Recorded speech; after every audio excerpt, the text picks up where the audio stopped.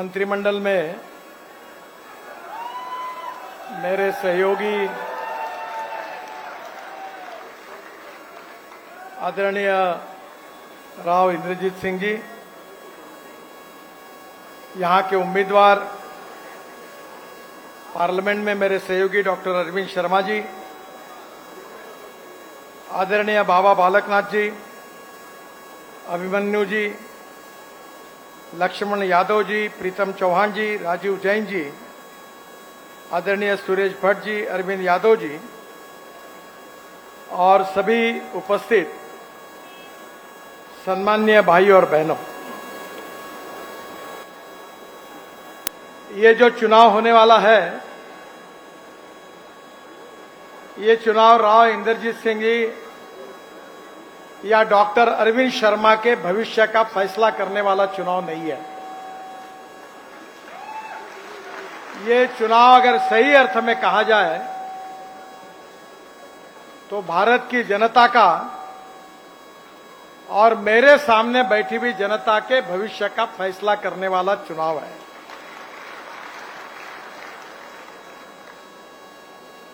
देश के विकास के लिए दो चीजें आवश्यक है। एक तो सही ईमानदार नेता चाहिए और सही नीतियां चाहिए। 1947 को हमारे देश को स्वाधीनता मिली और आज लगभग 75 साल पूरे हो रहे हैं। पंडित जवाहरलाल नेहरू देश के प्रधानमंत्री बने, उनके बाद में इंदिरा जी प्रधानमंत्री बनी, इंदिरा जी के बाद राजीव गांधी प्रधानमंत्री बने और राजीव गांधी जी के बाद सोनिया जी और राहुल जी के नेतृत्व में डॉक्टर मनमोहन सिंह जी प्रधानमंत्री बने। 75 साल का इतिहास अगर देखेंगे तो इस देश में 60 साल इस देश पर शासन करने का मौका कांग्रेस पार्टी को मिला। आप में से बहुत से लोगों को याद होगा, जब बैलजोड़ी थी तो बैलजोड़ी पर ठप्पे लगाए लोगों ने, फिर गाय बछड़ा आया, गाय बछड़े पर लगाए, फिर पंजा आया, पंजे पर लगे टप्पे, गरीबी हटाओ का नारा हुआ, 20 कलमी, 40 कलमी, 5 कलमी कार्यक्रमों की घोषणा हुई, गरीबी हटाओ का नारा आया, पर गरीबी हटी नहीं। 60 साल कांग्रेस पार्टी के और 10 साल मोदी जी के नेतृत्व में हमारे एनडीए के भारतीय जनता पार्टी की इसकी तुलना करिए। केवल आपके हरियाणा की तुलना की जाएगी तो हरियाणा में कम से कम मेरे मंत्रालय की ओर से मैंने 2 लाख करोड़ से ज्यादा रुपयों के काम किए हैं।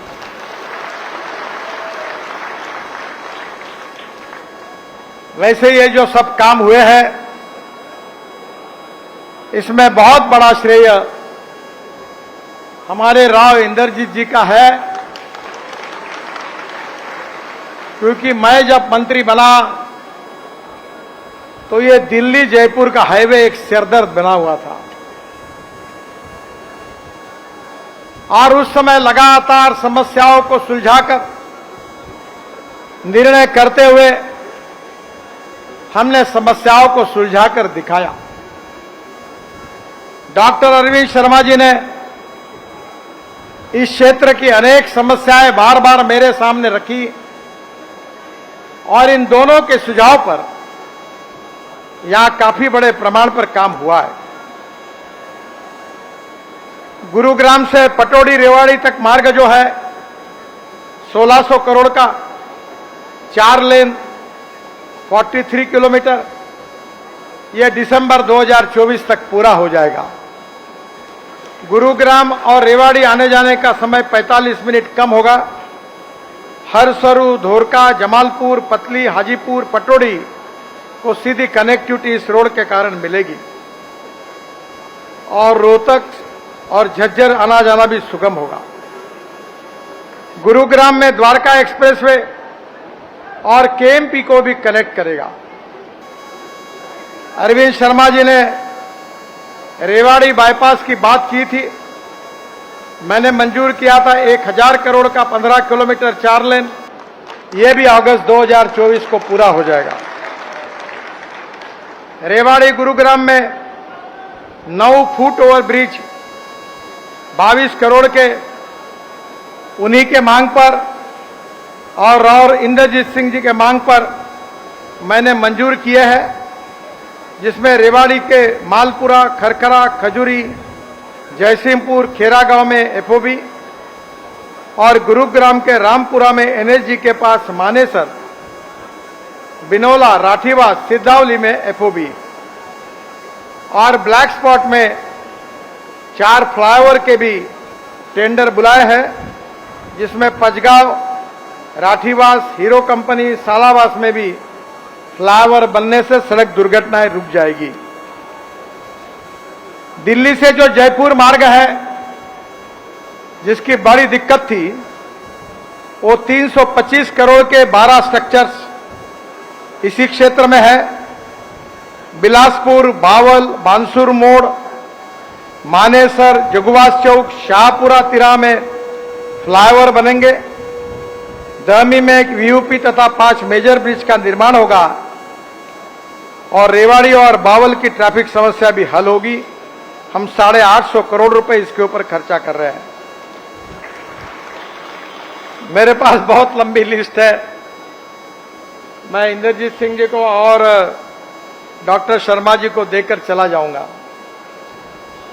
बहनों और भाइयों, मैं आपको इतना ही पूछता हूं, आपने द्वारका एक्सप्रेस हाईवे देखा?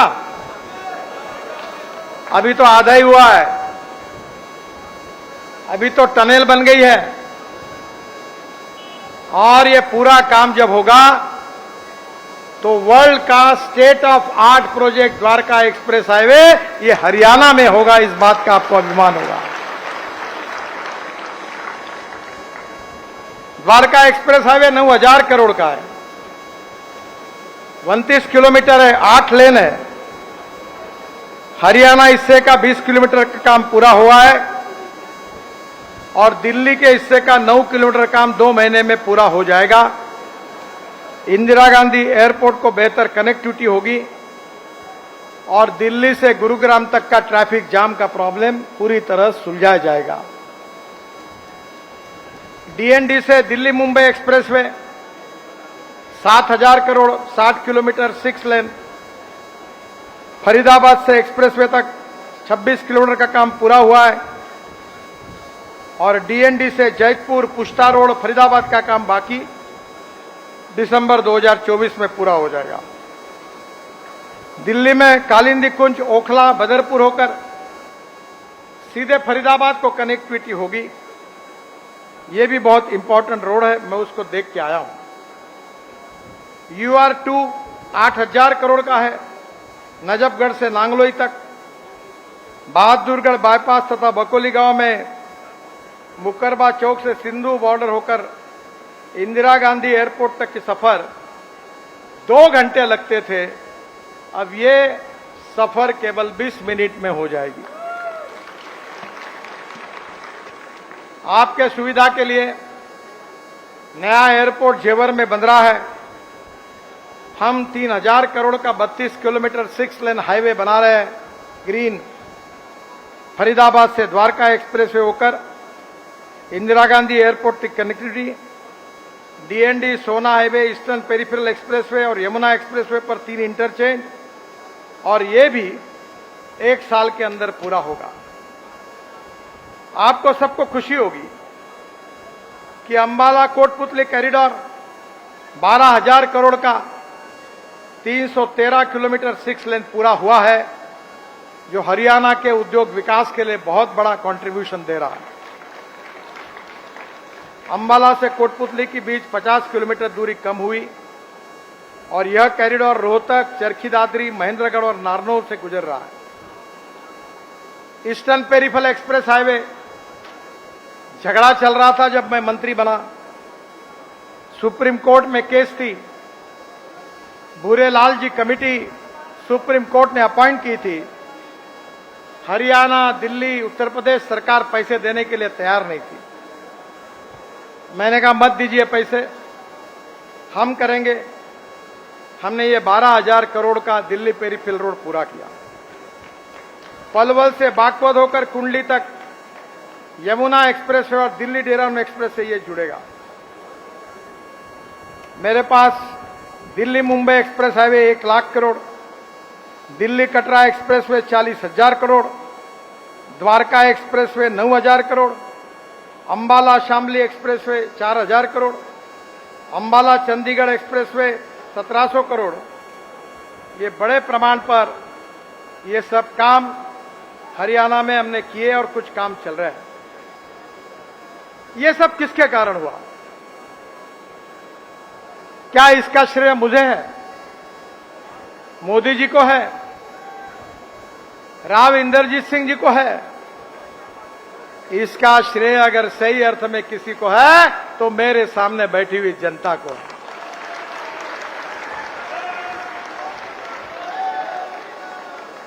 आप अगर डॉक्टर शर्मा जी को, इंद्रजीत जी को चुन कर नहीं देते, मोदी जी प्रधानमंत्री नहीं बनते और मुझे मंत्री बनने का मौका नहीं मिलता तो ये काम कहां से होता? ये आपके कारण हुआ है। मैं ऐसा एक मंत्री हूं जो ललकार से बोलता हूं कि मेरे पास पैसे की कोई कमी नहीं है।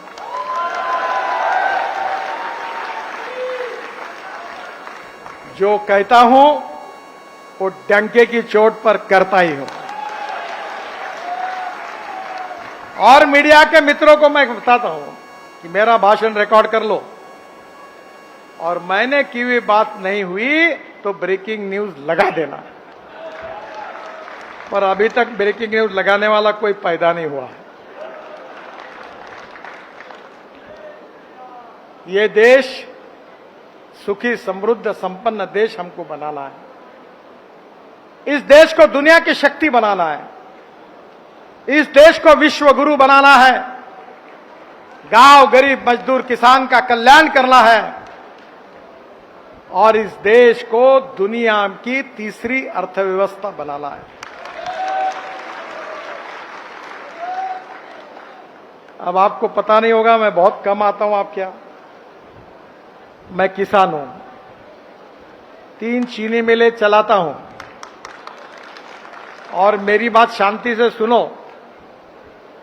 मुझे 9 डॉक्टरेट मिली है, डिलीट, और उसमें से 5 डिलीट जो है वो कृषि विज्ञान में मिली है, एग्रीकल्चर साइंस में मिली है। आज मैं ऊपर से हेलीकॉप्टर से देख रहा था। अगर हमारी कोई समस्या है तो पानी की समस्या है। दौड़ने वाले पानी को चलने के लिए लगाओ, चलने वाले पानी को रुकने के लिए लगाओ और रुके हुए पानी को जमीन को पीने के लिए लगाओ। गांव का पानी गांव में, खेत का पानी खेत में और घर का पानी घर में। जैसे कोई व्यक्ति, अभी बात हुई थी ना, कोई सरकारी नौकरी करता है, कोई मिलिट्री में जाता है और रिटायर्ड होने के बाद अपना पैसा डिपॉजिट करके ब्याज पर अपना उदर निर्वाह करता है। हमारे यहां बरसात में पानी आता है, बह जाता है। अगर ये पानी अगर हम स्टोरेज करेंगे तो अगर कभी मौका मिला तो महाराष्ट्र में आइए। मैंने इस क्षेत्र में बहुत तालाब बनाए और एनएचआई के तरफ से नदियों का, नालों का खोरीकरण, रुंदीकरण किया, डैम से मटेरियल निकाला, तालाब से मटेरियल निकाला और वाटर स्टोरेज कैपेसिटी बढ़ा दी। मेरे क्षेत्र में 10,000 किसानों ने आत्महत्या की थी। मैं नागपुर से हूं, विदर्भ से, और पानी यही हमारी समस्या है। मेरे घर पर 60 एकड़ जमीन है, 3 कुएं हैं 1 घंटा पंप चलता था। अब मैंने आपके यहां देखा सोलर पंप लगे हुए हैं। मैंने मेरे घर पर 3 सोलर पंप लगाए, 7.5 हॉर्स पावर के। नदी नालों का खोलीकरण किया, रुंदीकरण किया। अब मेरे कुएं 10 घंटे 12 घंटे चलते हैं। सोलर 7.5 हॉर्स पावर के पंप हैं। मेरी पत्नी एमएससी है, वो खेती करती है। और आपको ताज्जुब होगा कि मुझे 1 एकड़ में 88 टन गन्ना हुआ और 1 एकड़ में 11 क्विंटल सोयाबीन हुआ, अवार्ड मिला। बहनों और भाइयों, आपके यहां वाटर कंजर्वेशन नहीं होता, आप नसीबवान हैं। आप पानी का महत्व इसलिए नहीं समझ सकते क्योंकि आप गंगा और यमुना के पास रहते हो। पानी की दिक्कत क्या होती है, ये गुजरात के आगे आंध्र प्रदेश, कर्नाटक, केरला, तमिलनाडु, महाराष्ट्र, ओडिशा, छत्तीसगढ़, मध्य प्रदेश, यहां कितनी दिक्कत है। मैं वाटर रिसोर्सेस मंत्री था और किसान होने के नाते जल सिंचन मेरा रुचि का विषय था। 1970 से राज्यों में झगड़े थे। हरियाणा, पंजाब, उत्तराखंड, हिमाचल, कश्मीर, राजस्थान, दिल्ली, प्रोजेक्ट अटके हुए थे। मैंने 23 में से 17 प्रोजेक्ट क्लियर कर दिए।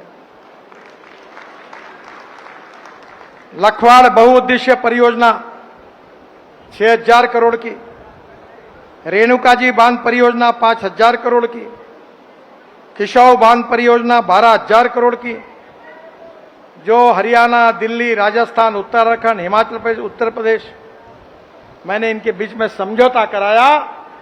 इन योजना पर काम शुरू हुआ है और इससे 1,30,000 करोड़ लीटर पानी सिंचाई के लिए मिलेगा और हरियाणा को 1 लाख हेक्टेयर जमीन सिंचाई होगी। ये योजना का मार्ग हमने सुधार किया। मैं आपको बताना चाहता हूं, अभी मैंने एक देखा, एक ने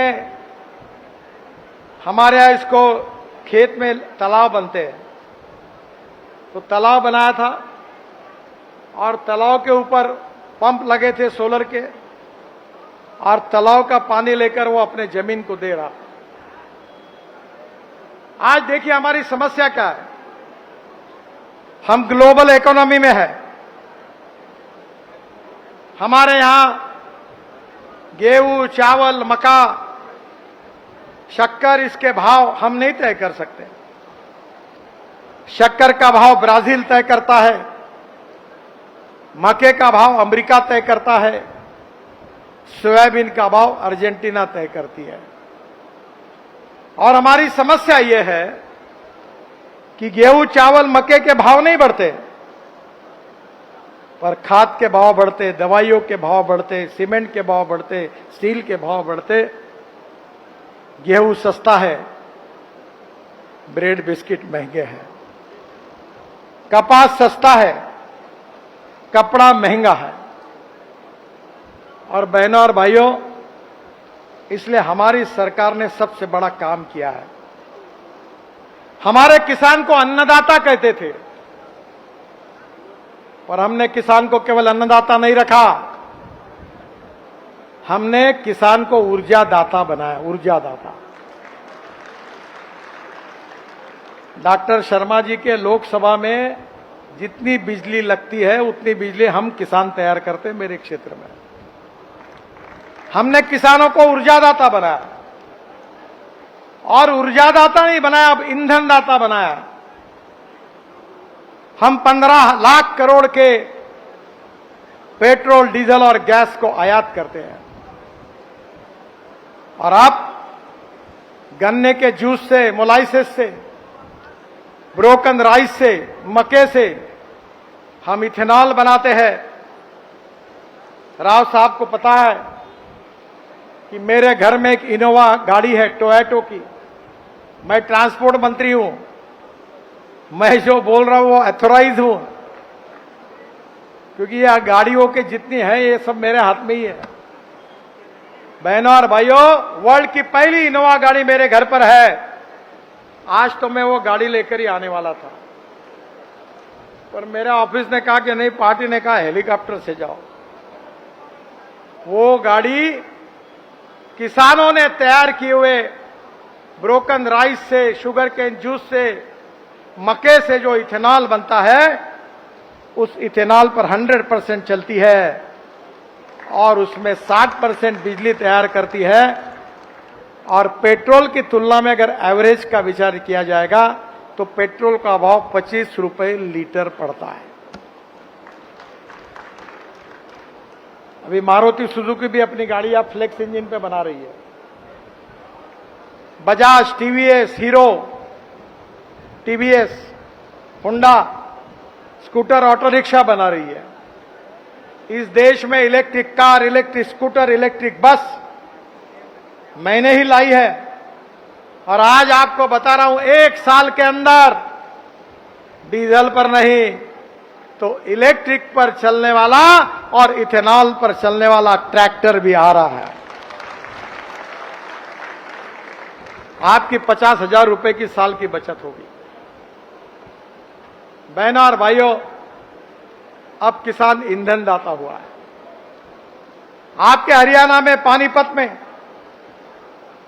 इंडियन ऑयल को मैंने पीछे लगकर एक बड़ा प्रोजेक्ट लगाया। ये जो पराली है हरियाणा, पंजाब में जलाते हैं और जिसके कारण दिल्ली में प्रदूषण होता है। अब वो पराली 2000 रुपए टन के भाव से खरीदी की जा रही है। मैं अध्यक्ष हूं। 350 प्लांट पंजाब, हरियाणा और भारत में आ रहे हैं। 40 शुरू हो गए हैं। पराली से सीएनजी, बायो सीएनजी और बायो एलएनजी तैयार हो रहा है।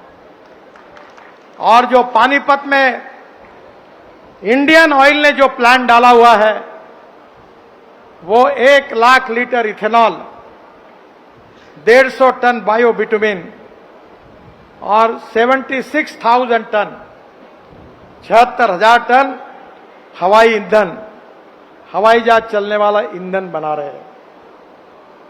इसके बाद दुनिया के हवाई जहाज हिंदुस्तान के एयरपोर्ट पर इसलिए आएंगे कि हमारा किसानों ने तैयार किया हवाई ईंधन सस्ता होगा।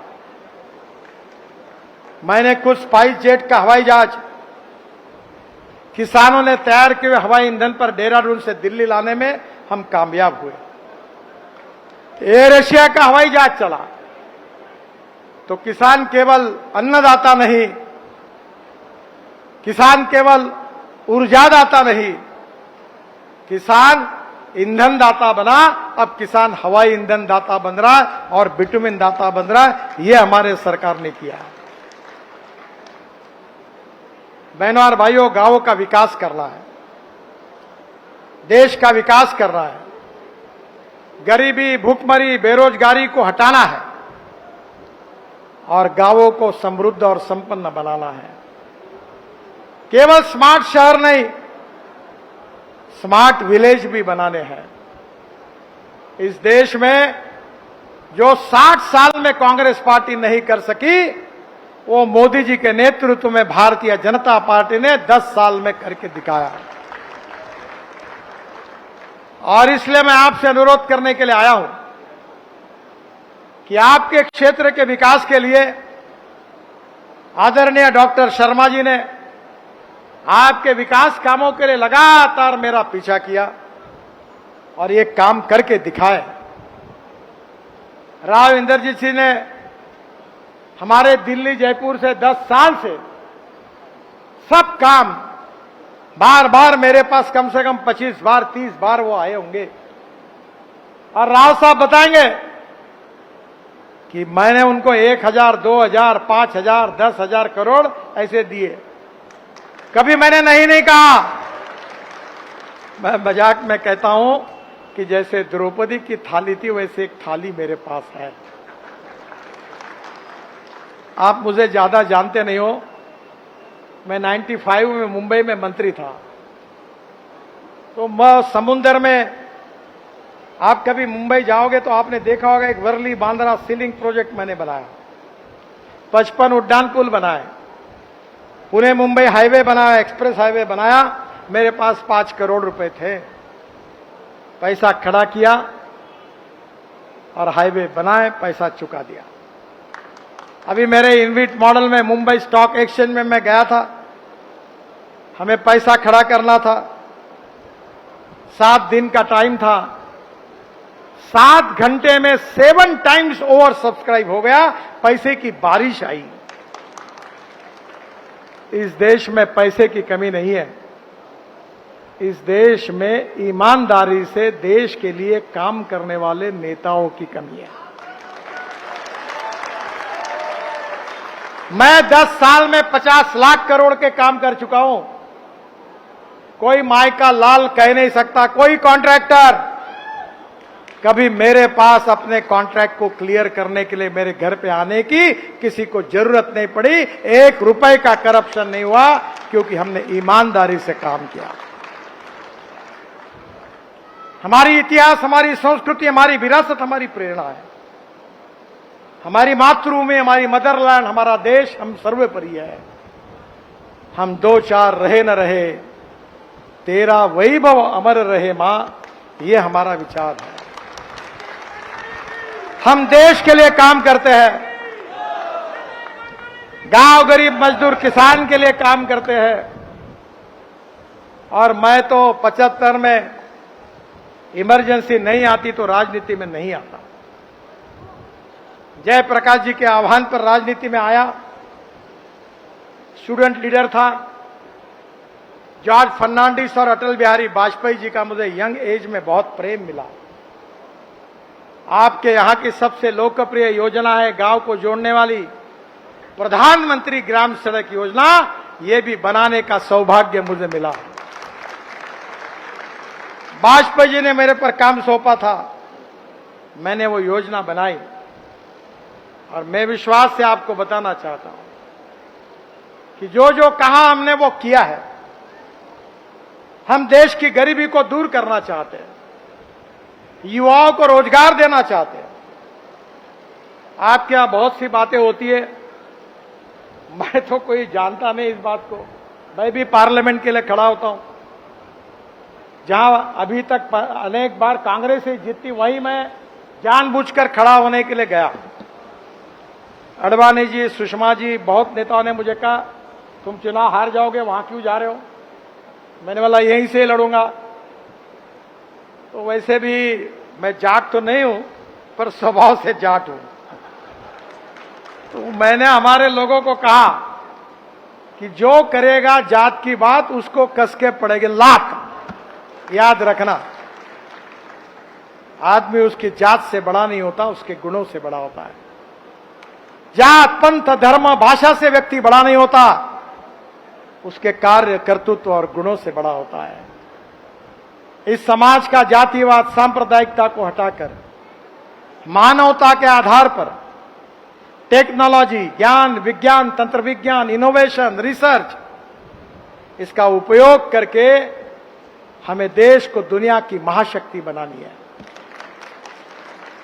यही हमारा सपना है और यही हमारा कार्यक्रम है। 10 साल में बहुत कुछ हुआ है, और जो हुआ वो तो केवल ट्रेलर है, ट्रेलर। असली फिल्म शुरू होना बाकी है। एक बार आप डॉक्टर शर्मा जी को, मेरे मित्र आदरणीय इंद्रजीत जी को एक बार जो अच्छे बहुमतों से विजयी बनाइए, फिर देखिए कि मोदी जी का भी इंजन है, मेरा भी इंजन है। ये बुलेट ट्रेन ऐसी दौड़ेगी कि पता नहीं चलेगा। आपका आशीर्वाद इन दोनों के पीछे रखिए, यही प्रार्थना करने के लिए मैं आपके पास आया हूं। मुझे चंडीगढ़ में 6 बजे सभा है, फिर हिमाचल में जाना है और इसलिए समय की कमी है। मुझे बड़ा अच्छा लगा कि बहुत दिनों के बाद मैं केवल कागज पर नाम सुनता था, पर आज प्रत्यक्ष रूप से आपका दर्शन करने का सौभाग्य मुझे मिला। मैं यहां की जनता को हृदय से बहुत बहुत शुभकामनाएं शुभेच्छाएं देता हूं। भारतीय जनता पार्टी को जिताइए और इनको आशीर्वाद दीजिए, यही प्रार्थना करता हूं। मेरे साथ जोर से कहिए, भारत माता की, भारत माता की, भारत माता की। धन्यवाद। हरियाणा की हर राजनीतिक खबर के विश्लेषण के लिए हमारे चैनल जनमत हरियाणा को लाइक, शेयर और सब्सक्राइब करना ना भूलें। साथ ही बेल आइकन को भी प्रेस कर लें ताकि हर वीडियो की अपडेट आप तक पहुंचती रहे।